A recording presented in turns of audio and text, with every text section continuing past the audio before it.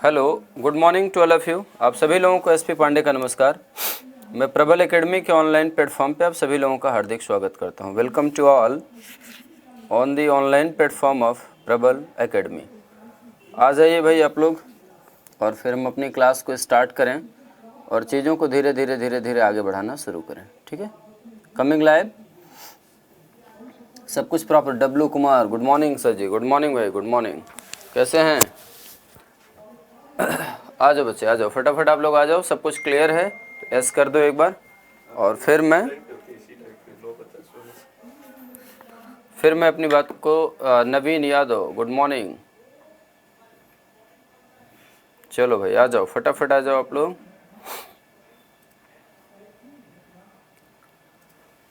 Good morning to all, सभी लोगों को नमस्कार। हम लोग 3 डायमेंशनल ज्योमेट्री पढ़ रहे हैं, 3D, और 3D में अपनी बात को हम धीरे धीरे आगे बढ़ाने। Avnish Kumar, good morning. चलिए धीरे धीरे हम लोग अपने बात की शुरुआत को आगे बढ़ाने का कोशिश करते हैं। 3D में हम लोग डिस्कस कर रहे थे किसके बारे में? प्लेन के बारे में। ठीक है, 3D में डिस्कस कर रहे थे हम लोग प्लेन के बारे में, और चलिए प्लेन पर अपनी चर्चा को हम थोड़ा सा और आगे बढ़ाते हैं। जैसे आपने देखा था, Naveen Yadav, yes sir everything is fine. ठीक है सर, खाना हो गया सर आपका? अरे नहीं बाबू, 2 बजे से पहले कहाँ नसीब होता है। ठीक है, एवरीथिंग इज़ फाइन। ठीक है, बहुत बढ़िया बहुत बढ़िया। वीडियो रुकी है? नहीं यार, वीडियो रुकी नहीं, वीडियो तो क्लियर चल रही है। आप एक बार रिफ़्रेश कर लो नवीन बाबू, आप एक बार अपना रिफ़्रेश कर लो। बाकी वीडियो के रिगार्डिंग कोई प्रॉब्लम नहीं है। ठीक है, चलिए जैसे आपने पढ़ा था ना, सर्कल पढ़ा, पैराबोला पढ़ा, एलिप्स पढ़ा, हाइपरबोला पढ़ा, और आपने एक चीज़ देखा कि जैसे मैंने बोला कि position of a point with respect to a conic, किसी पॉइंट के रिस्पेक्ट, किसी कर्व के रिस्पेक्ट में किसी पॉइंट की जो पोजीशन है वो पोजीशन क्या होती है, इसके बारे में हम लोग क्या कर रहे थे? चर्चा कर रहे थे। ठीक है, तो इसके बारे में हम लोग चर्चा कर रहे थे। हमने बोला था कि जब वैल्यू को पुट करने के बाद ग्रेटर देन 0 आ जाए तो समझ लो पॉइंट आउटसाइड है। जब वैल्यू को पुट करने के बाद वैल्यू लेस देन 0 आ जाए तो समझ लो इनसाइड है। जब इक्वल टू 0 आ जाए तो समझ लो ऑन दी है। ठीक है, तो ऐसे सेम सिचुएशन होती है, ऐसे सेम सिचुएशन होती है। कोशिश करेंगे।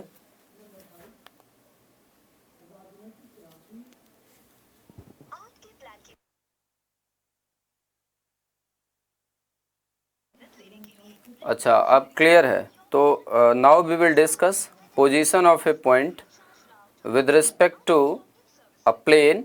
जैसे कोई एक प्लेन है और उस प्लेन पर 2 पॉइंट्स आपको दिए गए हैं, और आपसे कहता है कि वो दोनों पॉइंट सेम साइड में होंगे,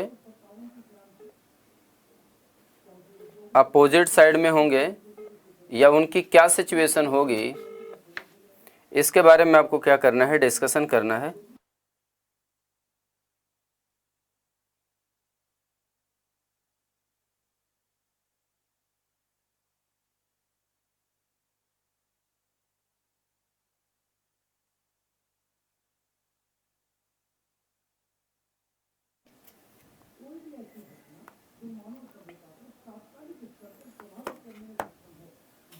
चलिए, रतन कुमार सिंह, गुड मॉर्निंग।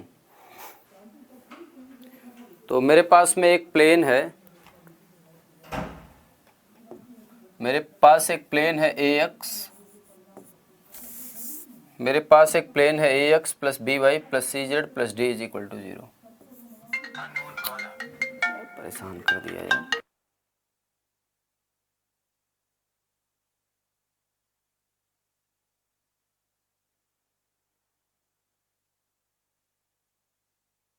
मेरे पास एक प्लेन है a x plus b Y,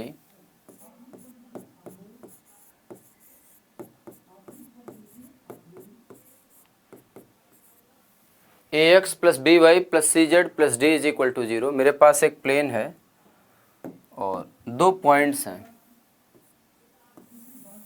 2 points हैं। एक पॉइंट है आपका x1, y1, z1, और दूसरा पॉइंट है आपका x2 y2 एंड z2। एक पॉइंट है आपका x1 y1 z1 और एक पॉइंट है आपका x2 y2 और z2। मैं ये कहता हूँ कि जब आपने x1 y1 z1 पुट किया तो या तो साइन क्या आ सकता है प्लस और या तो साइन क्या आ सकता है माइनस। जब आप x2 y2 z2 पुट करेंगे तो या तो साइन क्या आ सकता है प्लस और या तो साइन क्या आ सकता है माइनस। ठीक है, अगर दोनों साइन आपके सेम हो, if both signs are same,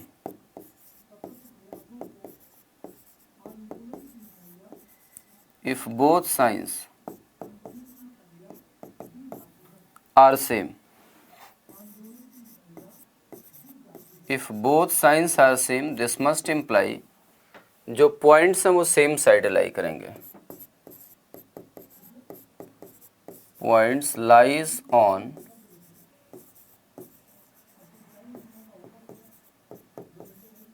same side, बिंदु एक ही तरफ होंगे।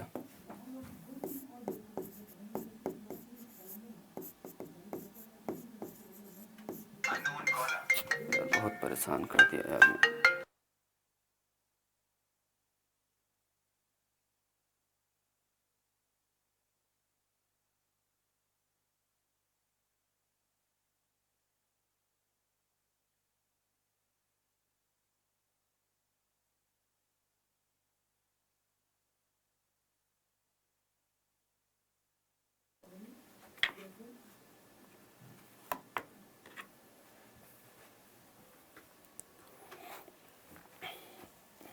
क्वेश्चन ये कहता है कि ये वन साइड होंगे, मतलब एक ही तरफ होंगे।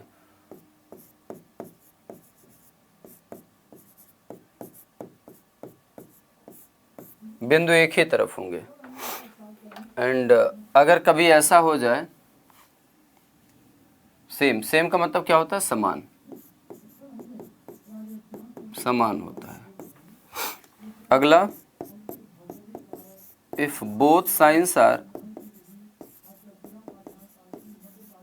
if both signs are opposite,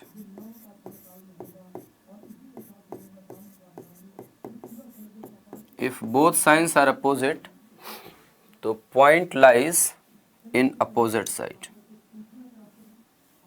points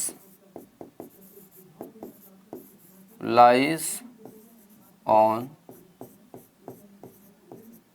opposite side, तो बिंदु एक दूसरे के विपरीत स्थित होंगे।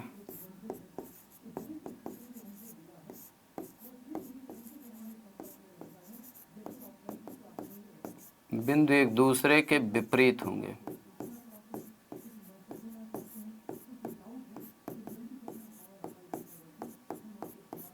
बिंदु एक दूसरे के क्या होंगे, विपरीत होंगे। ठीक है, ये पॉइंट आप दिमाग में रखिएगा। जब मैंने पॉइंट को पुट किया, on putting the point, if points lies same side, तो इसके लिए जो दोनों का साइन आएगा वो साइन क्या आएगा, सेम आएगा। और अगर साइन अपोजिट आ रहा है तो समझ लो प्लेन के अपोजिट साइड में दोनों पॉइंट्स क्या करेंगे, लाई करेंगे। ठीक है, जैसे एक मान लीजिए एक प्लेन है तो एक इस साइड में पॉइंट है तो अगला उस साइड में पॉइंट है। मतलब आप समझ रहे हैं ना कि अपोजिट, सीधा सीधा, जैसे ये देखो, एक आपका XY में है तो अगला पॉइंट आपका किस में होने वाला है, इसके अपोजिट प्लेन में। इसका अपोजिट ये हो गया, इसका अपोजिट ये हो गया। इस वाले प्लेन में आपका पॉइंट क्या करने वाला है, लाई करने वाला है। ठीक है, एक इस पर सवाल करेंगे, पहले आप इतना नोट कर लीजिए। तो सिंपल आप समझिएगा कि एक प्लेन का इक्वेशन है और दो पॉइंट्स मेरे को दिए गए हैं। जब मैं इन दोनों पॉइंट्स के बारे में चर्चा करूंगा तो अगर साइन सेम आ रहा है तो पॉइंट एक तरफ होंगे, और अगर साइन अपोजिट आ रहा है तो पॉइंट्स एक दूसरे के अपोजिट होंगे। जैसे एक क्वेश्चन दे दिया मैंने, एक क्वेश्चन दे दिया कि एक प्लेन का इक्वेशन है 2x plus 3y plus 4z plus 1 is equal to 0। 2x plus 3y plus 4z plus 1 is equal to 0, ऐसा दे रखा है। और आपको दो पॉइंट्स दे रखे हैं, आपको दो पॉइंट्स दे रखे हैं। You have given 2 points. A, point A का कोऑर्डिनेट है 1 2 3 और पॉइंट बी का कोऑर्डिनेट है 1 -2 -3। आपसे कहता है कि find out position of these 2 points, find out position of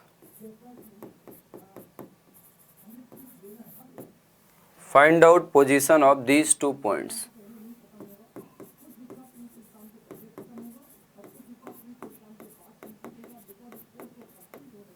find out position of these 2 points, या इन दोनों बिंदुओं की क्या करिए, स्थिति ज्ञात करिए। Find out position of these 2 points with respect to plane, with respect to plane,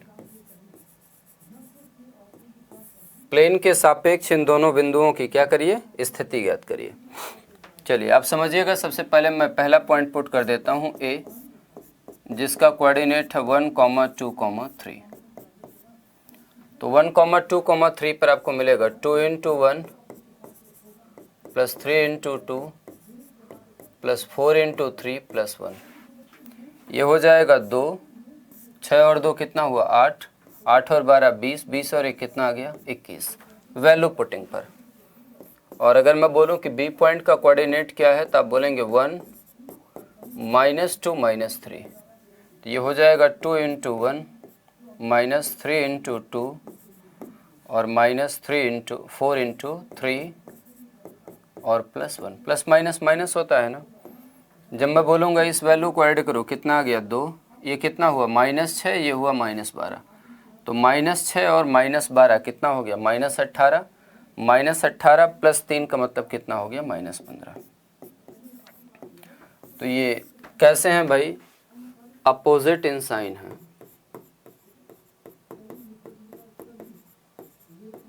opposite in sign है, ये चिन्ह विपरीत है, इनके विपरीत चिन्ह वाले हैं, विपरीत चिन्ह वाले हैं, अपोजिट इन साइन है या विपरीत चिन्ह वाले हैं। तो ये इम्प्लाई करता है कि this must imply points lies on opposite side,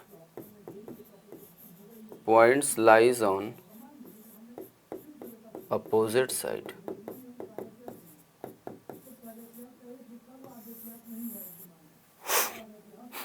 points lies on opposite side, या जो बिंदु हैं एक दूसरे के विपरीत दिशा में लाई करेंगे। क्यों भाई, एक बार साइन से प्लस आया और दोबारा साइन क्या आया माइनस, इसलिए जो पॉइंट्स हैं वो एक दूसरे के अपोजिट साइड में लाई करेंगे।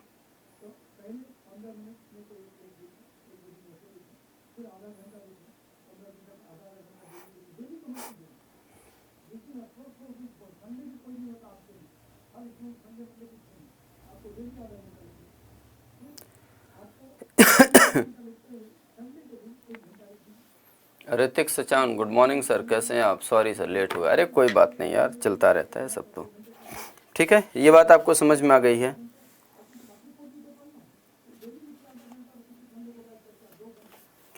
अगला पॉइंट आपको समझाते हैं, अगला पॉइंट समझाते हैं, देखिएगा नेक्स्ट, ये क्लियर हो गया होगा। अगला वाला पॉइंट देखिएगा, मैं ये कहता हूँ equation of a line passing through point x1, y1, z1 and having the direction ratio a b c। एक और point,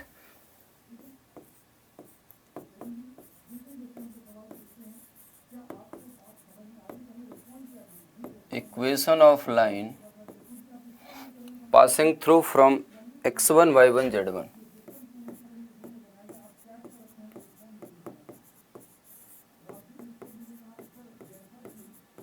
passing through from x1, y1, z1, equation of the line passing through from x1, y1 and z1, x1, y1, z1 and having the direction ratio a b c, and having the direction ratios a b c r। Equation of line passing through x1, y1, z1 कहता है एक ऐसे रेखा का समीकरण जो x1, y1 तथा z1 से होकर के गुजरती है, equation of the line passing through from point x1 y1 z1, एक ऐसे रेखा का समीकरण जो x1 y1 तथा z1 से होकर के गुजरती है, एंड तथा हैविंग डायरेक्शन रेशियो, तथा जिसके दिक अनुपात, and having the direction ratio, तथा जिसके दिक अनुपात ए बी सी हैं। इस पर भी सवाल बनता है। ये होता है x minus x1 upon a is equal to y minus y1 upon b, y minus y1 upon b is equal to z minus z1 upon c. x minus x1 upon a is equal to y minus y1 upon b is equal to z minus z1 upon c. ठीक है, तो इस पर अगर सवाल पूछ लेता है कभी तो मुझे लगता है आपको कोई दिक्कत नहीं होनी चाहिए। कैसे सवाल पूछ लेगा? अलाइन एक रेखा passing through from points, a line passing through from points 1 2 3, passing through from points 1 2 3 and having the direction ratio, and having the direction ratios 2 3 and 4, then find out equation of the line.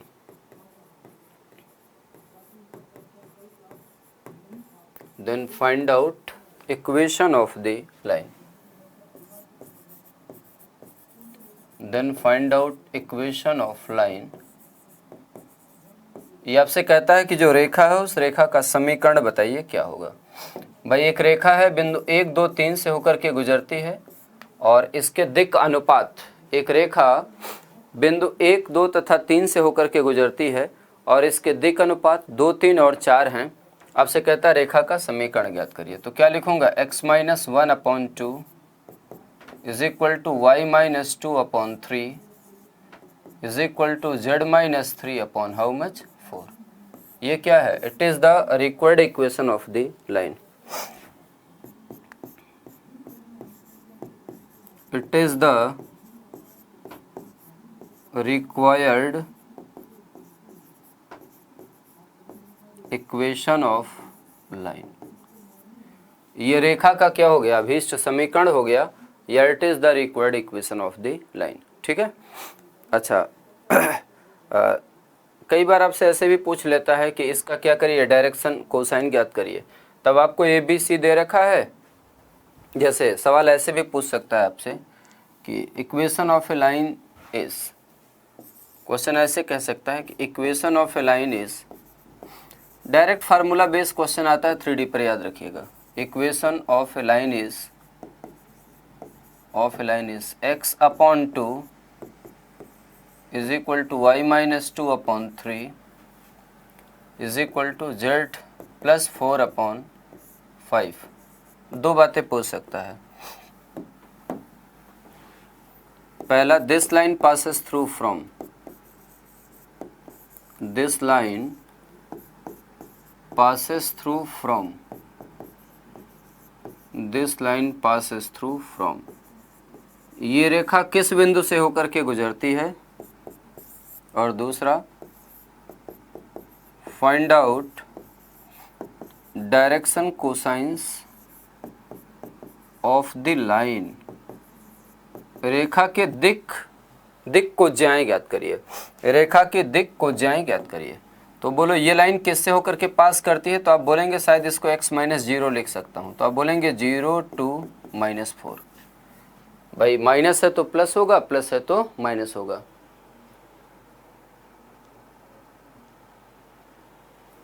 Sir क्या इसे पूरा solve करना होगा या option में? ऐसे ही लिखा जाता है, ये स्टैंडर्ड फॉर्म है। x minus x1 upon a is equal to y minus y1 upon b is equal to z minus z1 upon c. तो direction cosine of the line अगर निकालना है तो आपको पता है कि a upon under root A square plus B square plus C square, 2 upon under root 2 square plus 3 square plus 4 square, फिर b अपॉन अंडर रूट यही सेम वैल्यू और c अपॉन अंडर रूट यही सेम वैल्यू। ये तो सिखाया था कि अगर डायरेक्शन रेशियो आपके ए बी सी हैं तो जो डायरेक्शन कोसाइंस होंगी वो a upon under root A square plus B square plus C square, B upon under root A square plus B square plus C square and C upon under root A square plus B square plus C square. तो ये 16 हो गया, 16 और 9 25, 25 और 4 29। तो ये हो गया 2 बटे अंडर रूट 29, ये हो गया 3 बटे अंडर रूट 29 और ये हो गया 5 बटे अंडर रूट 29। 2 बटे अंडर रूट 29, 3 बटे अंडर रूट 29 और 5 बटे अंडर रूट 29। ये आंसर हो गया आपके प्रश्न का। It is the answer for this question. अगर इसके ये दो पार्ट पूछे जाते हैं तो इसका ये जवाब होगा। ठीक है,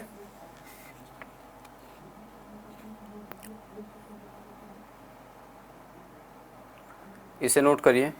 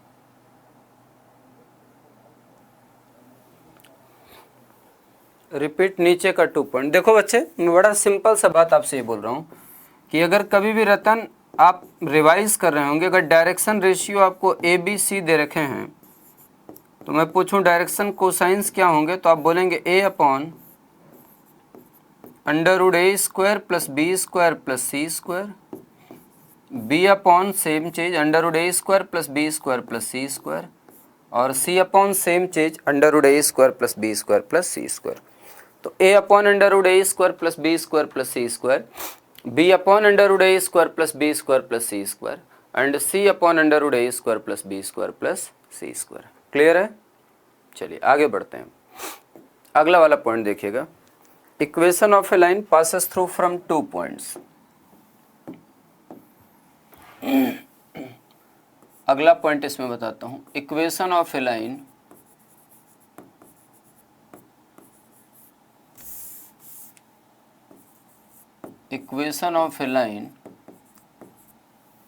passes through from 2 points x1 y1 z1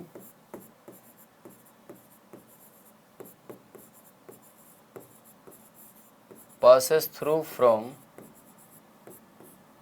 2 points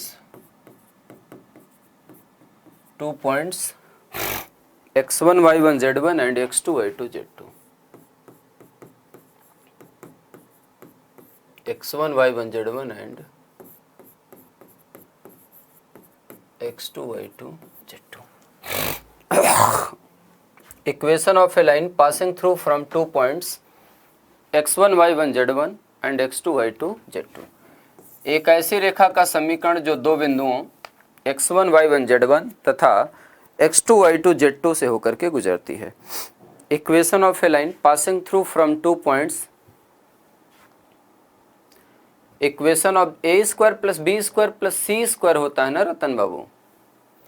तो मैंने आपसे कहा equation of a line passing through from 2 points x1 y1 z1 and x2 y2 z2। एक ऐसी रेखा का समीकरण जो दो बिंदुओं x1 y1 z1 और x2 y2 z2 से होकर के क्या करता है, गुजरता है, उसका इक्वेशन होता है x minus x1 upon x2 minus x1। इसका इक्वेशन होता है, आपको याद रखना है, x minus x1 upon x2 minus x1 बराबर y minus y1 upon y2 minus y1 is equal to z minus z1 upon z2 minus z1।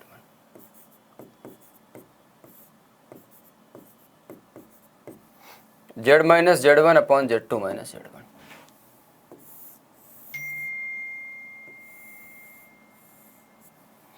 z minus z1 upon z2 minus z1।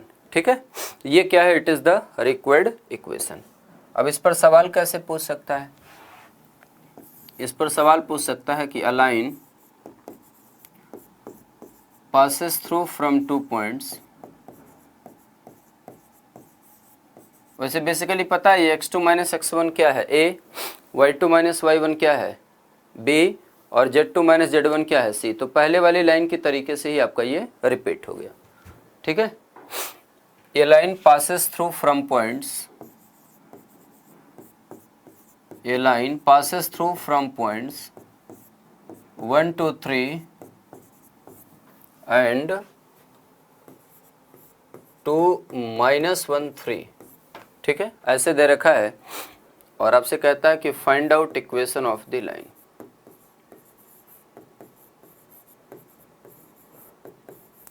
Find out equation of the line, या जो रेखा का समीकरण होगा वो रेखा का समीकरण क्या होगा?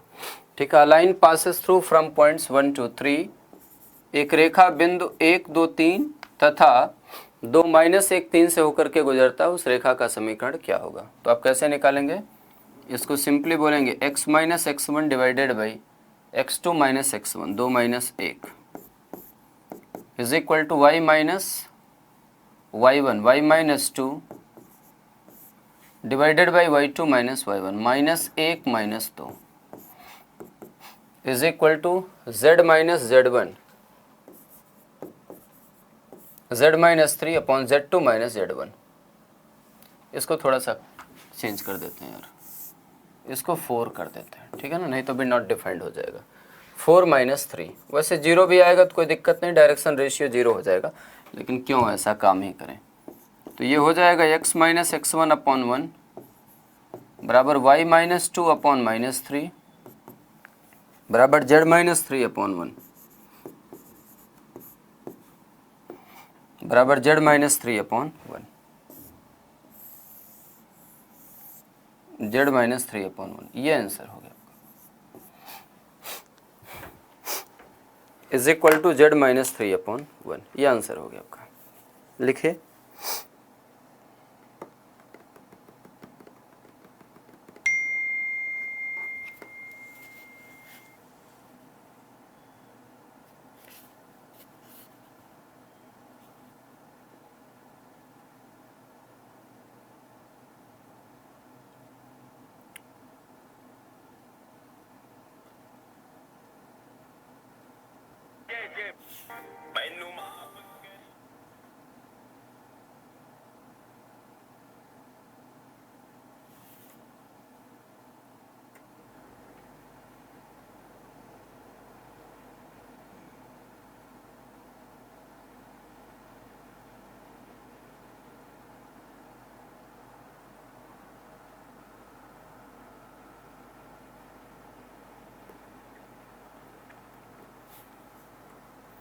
ठीक है, नोट करिए इसे।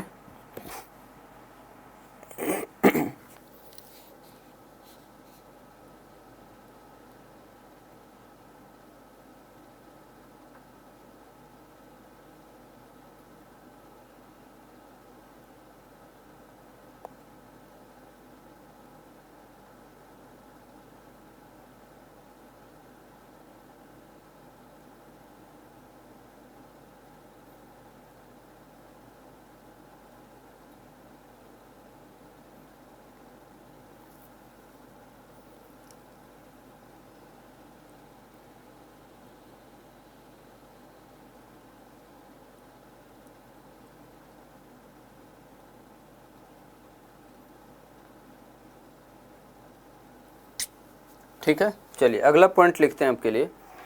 Next point, equation of a sphere, गोले का समीकरण। इक्वेशन ऑफ अ स्फीयर, गोले का समीकरण।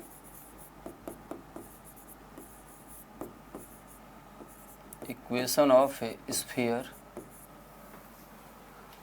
गोले का समीकरण।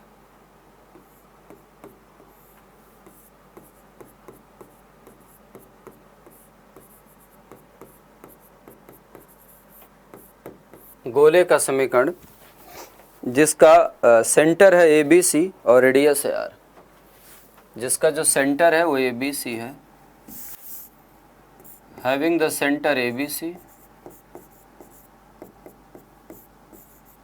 Centre A B C and radius, और जो त्रिज्या है वो आर है, having the centre A B C and radius R. तो इसका इक्वेशन क्या होता है, x माइनस ए का whole square, x minus a का whole square plus y minus b का whole square plus z minus c का whole square is equal to r square. x minus a का whole square plus y minus b का whole square plus z minus c का whole square is equal to how much, r square. ये क्या होता है, it is the equation of the sphere, या ये sphere का आपका इक्वेशन होता है जिसका सेंटर ए बी सी हो, रेडियस आर हो। छोटा सा सवाल ले लेते हैं इस पर एक छोटा सा सवाल ले लेते हैं। Find out equation of a sphere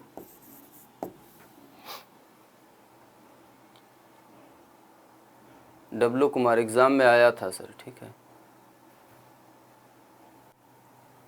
1 plus omega square, अच्छा ठीक, अभी बता देता हूँ आपको, अभी बता देता हूँ मुझे।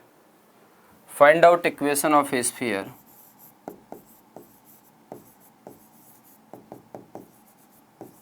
Equation of a sphere, find out equation of a sphere having center 1 2 3,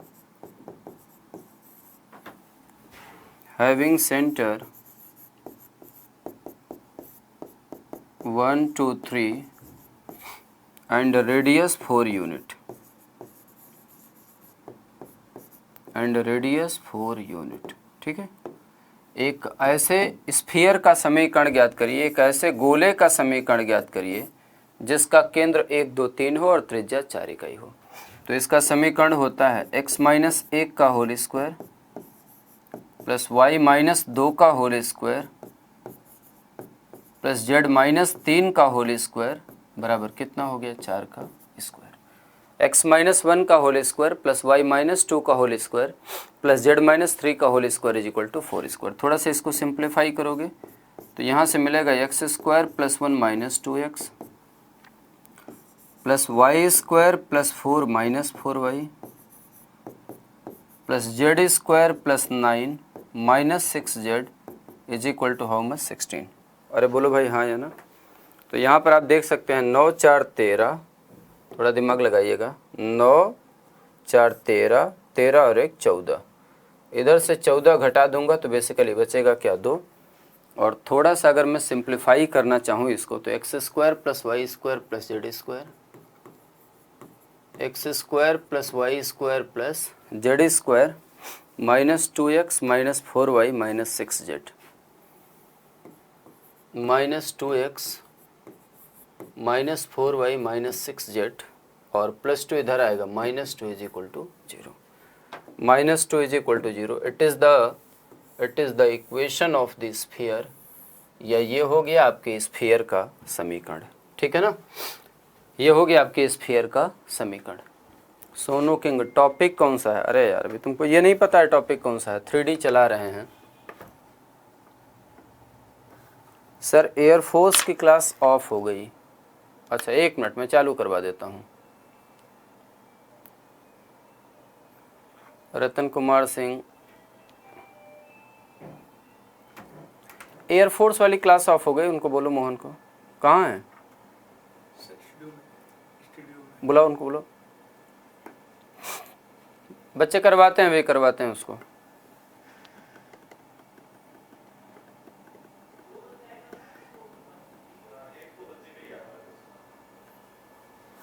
वो ऑफ हो गई है क्लास मोहन, नहीं एयरफोर्स वाले में।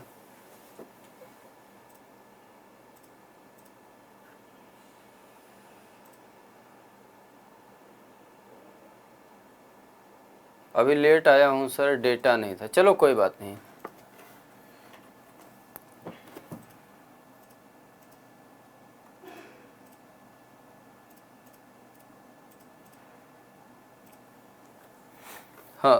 अभी एक बच्चे का सवाल आ गया था, देख लो, मैं बता देता हूँ। डब्लू कुमार ने एक सवाल पूछा कि क्वेश्चन पूछा कि find out value of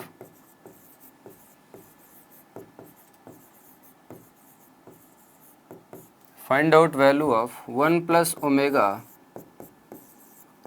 omega square plus omega cube plus omega की पावर 4 और plus and so on plus omega raise to the power 100। बोलो मानते हो ना, यही तो निकालना है आपको। अब देखो थोड़ा ध्यान दो, हमने आपको कुछ प्रॉपर्टीज कॉम्प्लेक्स नंबर में बताई हुई हैं, अगर आपको ध्यान हो तो। हमने बताया हुआ है कि ओमेगा क्यूब की वैल्यू 1 होती है। ओमेगा क्यूब क्या, ओमेगा की पावर 3 के हो तो 1 होता है। और 1 plus omega square, 1 plus omega square की जो वैल्यू होती है ये क्या होती है, 0 होती है। ठीक हो गया। 1 प्लस ओमेगा स्क्वायर की जो वैल्यू होती है वो क्या होती है, 0। ये पढ़ाया था। अब देखो यहाँ पर मिला 1 प्लस ओमेगा स्क्वायर, ये वैल्यू क्या आ गई, 0। अब थोड़ा देखिएगा, अगला टर्म हो गया omega cube plus omega power 4 और प्लस ओमेगा पावर 5। अब जब आप देखोगे इसको तो ये 1 हो जाएगा, ये ओमेगा क्यूब इंटू ओमेगा होगा और प्लस ये omega square into omega cube होगा। ठीक है बाबू। जब मैं बात करूंगा ओमेगा क्यूब की तो आप देख रहे हैं ओमेगा क्यूब 1 हो जाएगा, ओमेगा क्यूब 1 हो जाएगा। ये अगेन क्या मिलेगा, 1 प्लस ओमेगा स्क्वायर क्या हो जाएगा, 0। तो जब आप देख रहे हैं कि 1 प्लस ओमेगा स्क्वायर, फिर अगला 3 टर्म आपको 1 प्लस ओमेगा स्क्वायर मिल रहा है, फिर अगला 3 टर्म 1 प्लस ओमेगा स्क्वायर मिल रहा है। यहाँ पर आप देख रहे हैं अगर मैं टोटल नंबर ऑफ टर्म पूछूं कितने हैं, तो आप देखिए ओमेगा की पावर 1 से लेकर के ओमेगा की पावर 100 तक कितने टर्म हो गए, 100। अरे भैया ओमेगा की पावर 1 से लेकर के ओमेगा की पावर 100 तक, ओमेगा की पावर 100 तक कितने टर्म हो गए आपके, 100।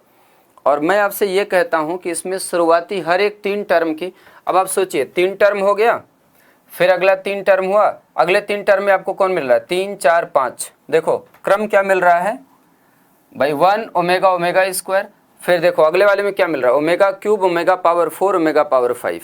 मतलब देखो पहले स्लॉट में आपको क्या मिला, 1 ओमेगा स्क्वायर, दूसरे वाले स्लॉट में फिर क्या मिला, omega cube omega square omega power 4 और ओमेगा पावर हाउ मच, 5।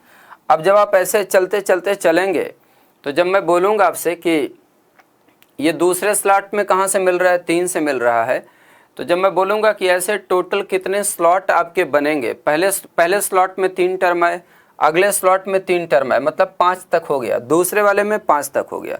जब आप तीसरे वाले में चलोगे तो तीसरे वाले में कहाँ से शुरू होगा, तो आप बोलेंगे तीसरे वाले में शुरू होगा ओमेगा पावर 6 से। तो ऐसे आप देखो 1 से लेकर के ओमेगा पावर 100 तक टोटल कितने टर्म होंगे, 100। अरे बोलो यार हाँ या ना,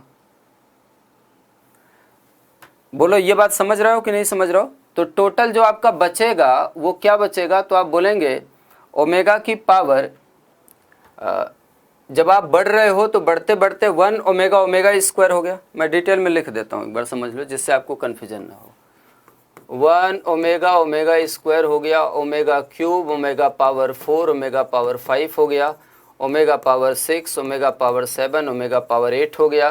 फिर क्या आएगा बोलो, यहाँ पर 3 आया, 6 आया, फिर 9 आएगा, 3 6 9, फिर क्या आएगा बोलो, 9 के बाद 12, 12 के बाद 3 आएगा, 12 12 के बाद में कितना आएगा, ये it is like as omega cube. 0 हो गया, 3 हो गया, 6 हो गया, 0 3 6 9 एंड सो ऑन। मैं बोलूँगा 0 3 6 9, ये 99 आएगा। और जब 99 की बात करेंगे तो क्या हो जाएगा, 0 हो जाएगा और बचेगा क्या आपका, omega raise to the power सिर्फ 100। ये बचेगा omega raise to the power 100। इसको हम क्या लिख सकते हैं, ओमेगा की power 99 into omega and your final answer will be equal to omega. ठीक है। रतन कुमार सिंह ने भी आंसर दिया है, W Kumar yes sir. W बाबू समझ में आया कि नहीं आया, ये सब 0 होते हुए चले जाएंगे। मैंने यहाँ पर डिटेल में लिख भी दिया कि 0 3 6 9 12 एंड सो 99 तक 0 हो जाएगा। और जैसे 99 तक 0 हो जाएगा तो बचेगा क्या, 100। 100 का मतलब ओमेगा की पावर 99 और इंटू ओमेगा की पावर 1। और जब ओमेगा की पावर 99 देखोगे तो क्या आएगा 1 और इंटू ओमेगा की पावर क्या हो जाएगा 1। क्लियर हुआ? चलो डब्लू बताओ, आप समझ आया कि नहीं आया? डब्लू आपको क्लियर हुआ बच्चे कि नहीं क्लियर हुआ? आपका सवाल था, अगर आपको क्लियर हो गया हो तो मैं आगे बढ़ूं। डब्लू कुमार, मैं सर सही मार्क कर आया हूं। चलो बहुत बढ़िया, बहुत बढ़िया।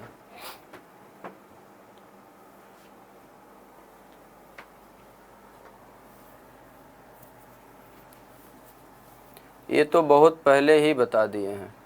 उसमें आप देखो ना, कॉम्प्लेक्स नंबर की क्लास देखो। सर ये तो आप बहुत पहले ही बता दिए। हाँ बिल्कुल कराया हुआ हूँ, सवाल कराया हुआ हूँ। एक बार आप देखना कॉम्प्लेक्स नंबर की क्लास, तो आपको अपने आप समझ में आ जाएगा। अच्छा, कोस्ट गार्ड में था, ठीक है। चलिए मैं आगे बढ़ता हूँ। Next, general equation of sphere. General equation of sphere.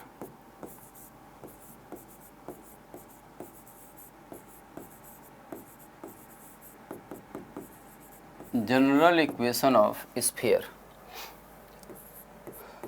गोले का व्यापक समीकरण।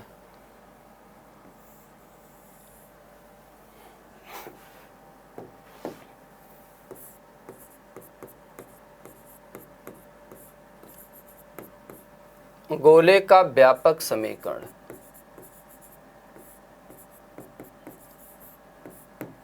गोले का व्यापक समीकरण, जनरल इक्वेशन ऑफ स्फीयर या गोले का व्यापक समीकरण।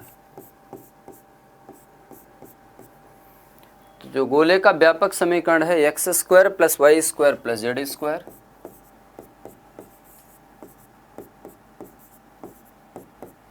प्लस 2ux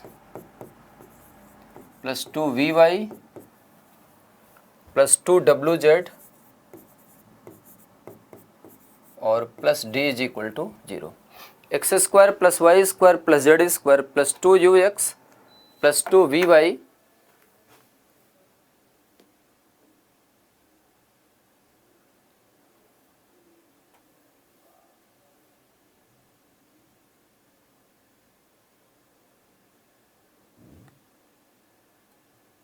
ऑर्डर डिग्री वाला क्वेश्चन आया था सर, CGI। अच्छा ऑर्डर डिग्री, ये तो आप कर लिए होंगे फिर ना सोनू, नहीं कर पाए थे? बताइए। It is the general equation of the sphere. ये स्फीयर का क्या है? व्यापक समीकरण है। जैसे सर्कल का आप लोग निकालते थे ना सेंटर और रेडियस, वैसे यहाँ भी निकालने को बोलेगा। जब मैं बोलूँगा कि इसका सेंटर क्या होगा, तो आप बोलेंगे -u -v -w। और अगर मैं बोलूँगा कि इसका रेडियस क्या होगा, ये हो जाएगा √u² plus v² plus w² minus t। √u² plus v² plus w² minus t। √u², क्या सर आपने तो पढ़ाया था 2 दिन पहले। चलो यार ठीक है, बहुत बढ़िया। हाँ, u² plus v² plus w² minus T. अगला क्वेश्चन देते हैं आपको। एक क्वेश्चन इस पर लिख लेते हैं कि एक स्फीयर का जनरल इक्वेशन आपके लिए लिखता हूँ। ये x² plus y² plus z² plus 4x minus 6y plus 2z plus 1 is equal to 0 ऐसे दे रखा है, और आपसे कहता है कि find out centre and radius of this sphere. Find out centre and radius of this sphere.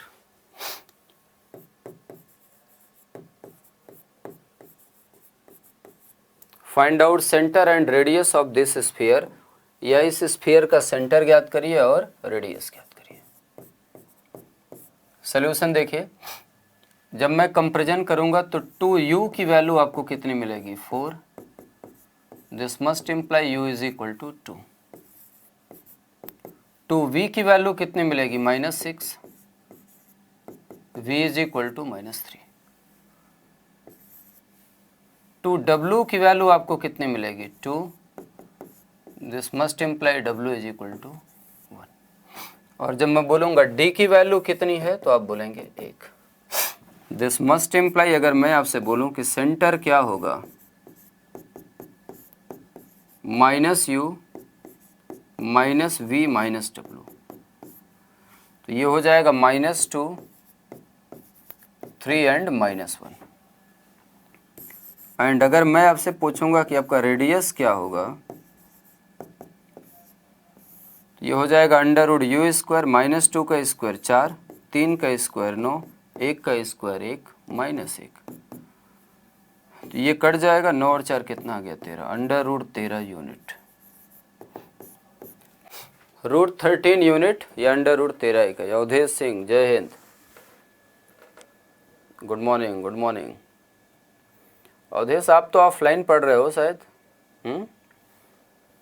मुझे लग रहा है आप तो ऑफलाइन पढ़ रहे हो।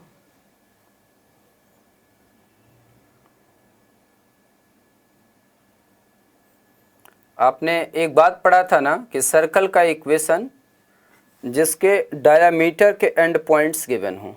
आपने सर्कल में पढ़ा था equation of circle when diameter of end points are given, x - x1 into x - x2 plus y - y1 into y - y2 बराबर 0। अब वही सेम सिचुएशन आपकी एक स्फीयर में भी आती है। इसे नोट कर लीजिए, फिर बताऊं।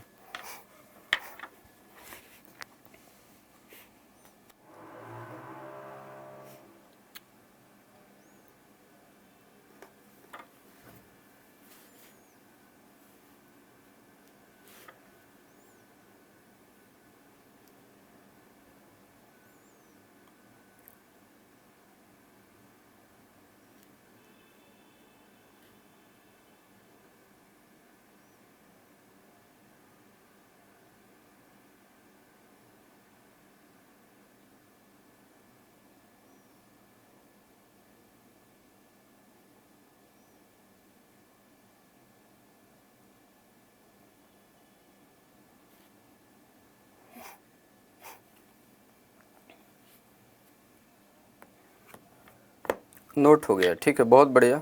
एक अगला पॉइंट इसमें बताते हैं, एक अगला पॉइंट बताते हैं, इसमें देखिएगा। क्वेश्चन आपसे कहता है कि एक स्फीयर है।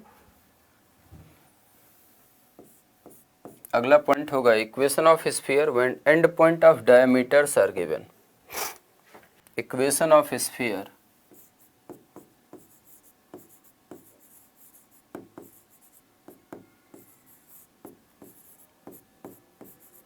equation of sphere when end point of diameters are given।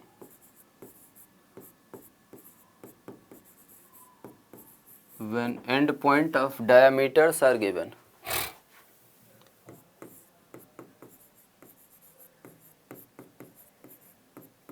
diameters are given। equation of sphere when end point of diameters are given। एक ऐसे गोले का समीकरण जिसके व्यास के छोरों के निर्देशांक दिए हों।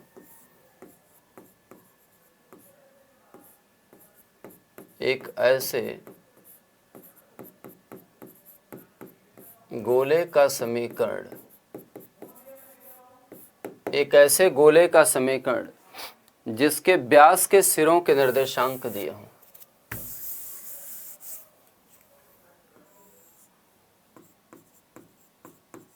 जिसके व्यास के सिरों के, जिसके व्यास के सिरों के निर्देशांक ज्ञात हों।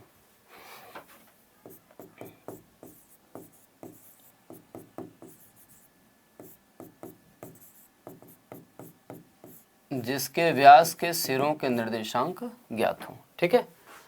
Equation of a sphere when end point of diameters are given, या जिसके व्यास के सिरों के निर्देशांक क्या हों, ज्ञात हों। एक आपका स्फीयर है,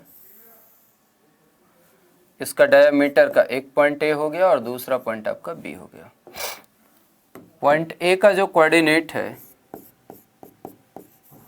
x1, y1, z1 है, और पॉइंट बी का जो कोऑर्डिनेट है वो x2, y2, z2 है। तो जब मैं बोलूँगा कि इक्वेशन ऑफ स्फीयर क्या होगा,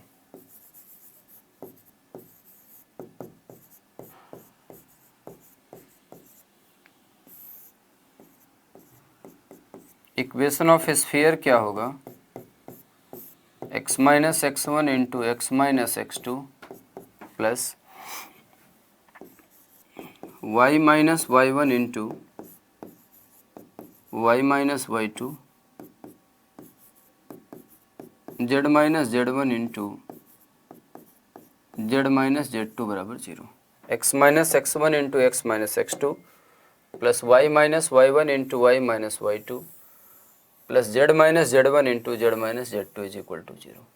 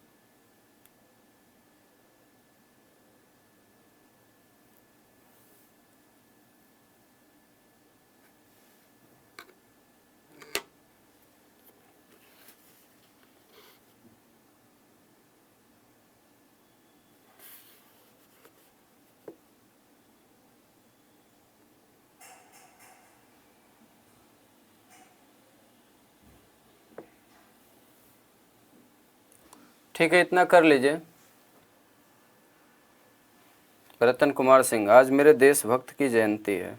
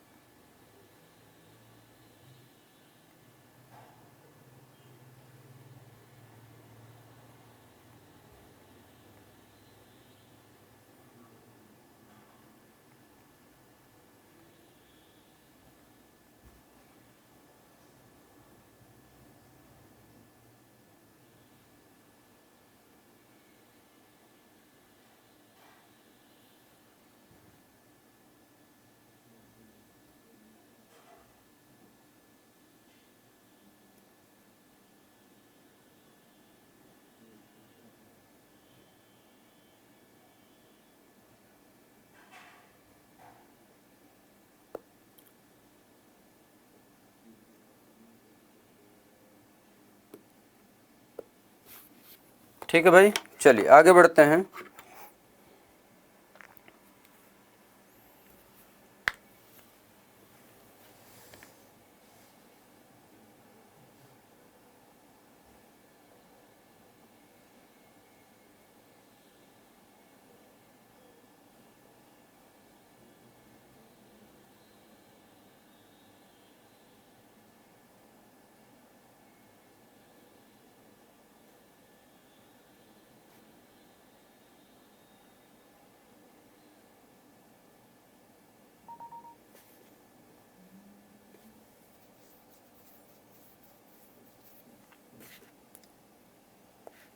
चलिए, एक और पॉइंट इसमें बचता है, उसको बता देता हूँ।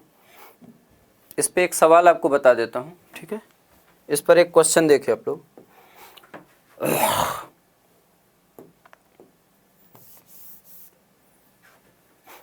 Find out equation of sphere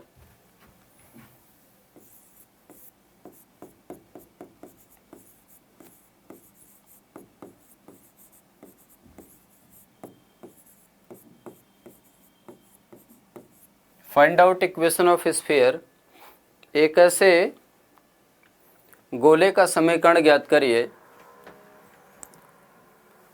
in which, जिसमें end point of diameters are, in which end point of diameters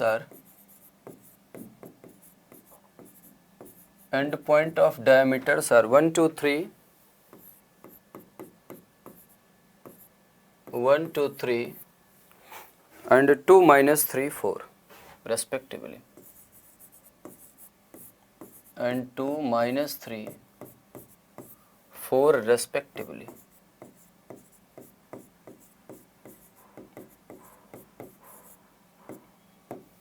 and 2, -3, 4 respectively. एक ऐसे गोले का समीकरण ज्ञात करिए,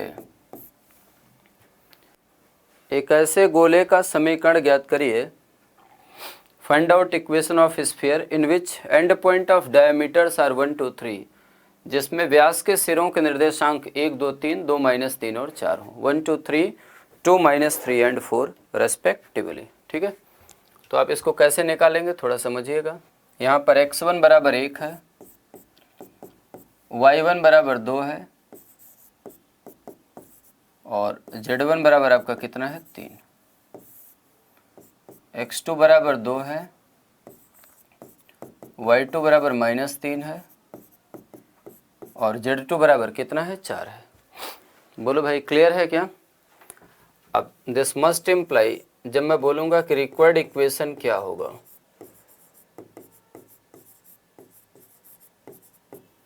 रिक्वायर्ड इक्वेशन क्या होगा, तो आप बोलेंगे x minus x1 x minus 1 into x minus x2 x माइनस 2 plus y minus y1 y minus 2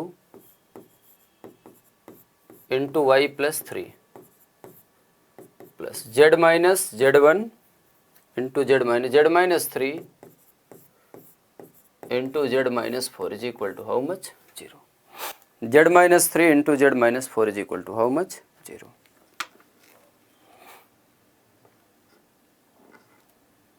sir अगर केंद्र और व्यास का एक सिरा दे दे तो इस सूत्र से निकाल सकते हैं। देखो यार, जब आपको केंद्र पता होगा ना, ये देखो, अगर आपको ये सेंटर पता है और ये पॉइंट पता है, मान लो ये पॉइंट है x1 y1 z1 और यहाँ पर आपको दे रखा है x y z, ये सिरा नहीं पता है तो आपको पता है ये क्या है, ये मिड पॉइंट है। अरे बोलो यार हाँ या ना, ये क्या है, मिड पॉइंट। और मैंने आपको मिड पॉइंट का कोऑर्डिनेट बताया भाई, x1 plus x2/2 y1 plus y2/2 z1 plus z2/2। अरे बोलो जी, बताया कि नहीं बताया?